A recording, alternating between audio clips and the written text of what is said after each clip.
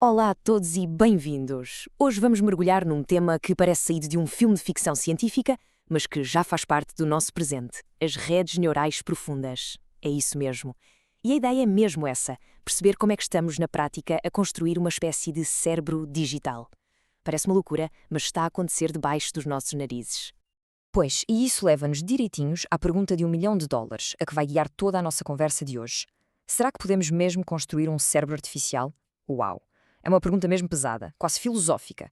Mas a verdade é que a tecnologia está a tentar responder-lhe. E é isso que vamos tentar desmistificar hoje, juntos. Ok, para não nos perdermos neste labirinto, temos um mapa. Vamos passar por 5 pontos essenciais. Começamos pelos tijolos, pela base de tudo. Exato, vamos ver como as peças se juntam, como é que isto tudo aprende e, claro, o que é que já faz no nosso dia-a-dia. E também onde é que ainda tropeça. E no fim, vamos tentar espreitar o futuro. Parece bem? Então vamos a isso. Muito bem, vamos começar pelo princípio. Primeira paragem, o cérebro digital revelado. É isso. Para perceber o edifício, temos de olhar para o primeiro tijolo. E o mais curioso é que este tijolo foi inspirado em nós, na nossa própria biologia.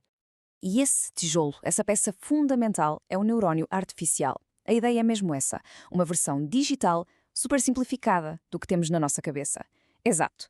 Pensem nele como um pequeno porteiro. Ele recebe imensa informação, faz uma continha rápida e depois decide: isto é importante, deixo passar ou não. Sozinho não é nada de especial, mas quando juntamos milhões, bem, aí a história muda. E a forma como funciona, quando vemos passo a passo, é até bastante simples e intuitiva. Primeiro, ele está ali a ouvir o que os outros neurónios lhe estão a dizer. E agora vem o truque.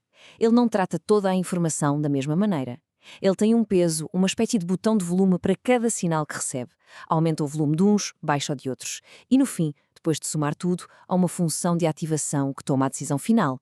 É o tal porteiro a dizer: ok, o sinal é forte o suficiente, pode passar. Ou não, isto é ruído, fica por aqui. Ok, mas como tu disseste há pouco, um porteiro sozinho não faz um prédio seguro. A magia está em juntar milhões deles numa estrutura organizada. Exatamente. É essa organização em camadas que dá o nome profundas a estas redes. É aqui que a coisa fica mesmo inteligente. Pois é, e bem no meio, entre o que a rede vê e a resposta que nos dá, estão as camadas ocultas. É aqui que a verdadeira magia, por assim dizer, acontece. Totalmente. Imaginem que estão a olhar para uma fotografia.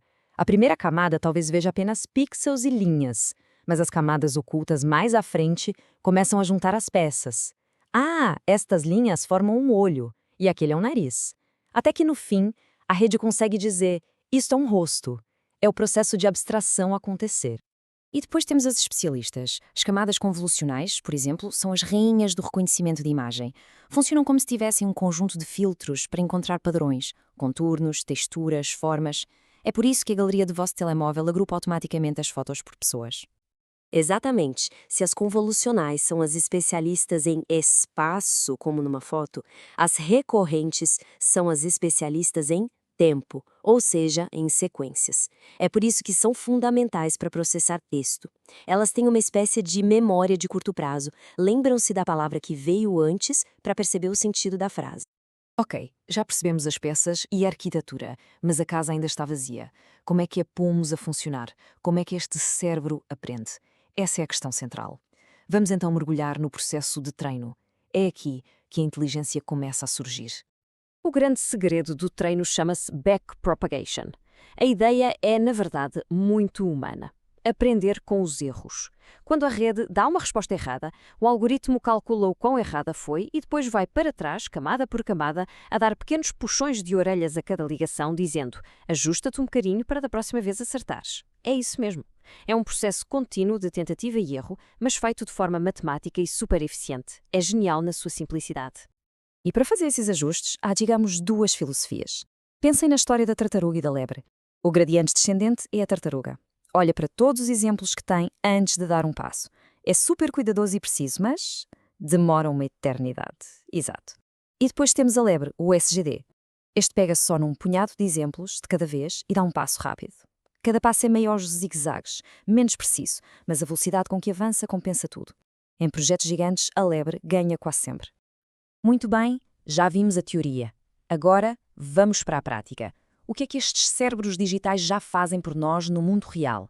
E, para sermos realistas, Também vamos ver quais são as suas grandes dores de cabeça, os desafios que ainda não conseguiram superar. A verdade é que já estão por todo lado, muitas vezes sem nos apercebermos.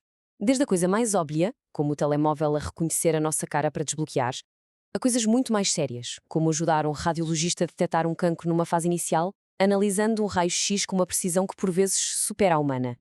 E na indústria, claro, com robôs que aprendem a fazer tarefas de montagem com uma destreza incrível. Claro, mas não é tudo perfeito. Há grandes desafios. O primeiro é o overfitting.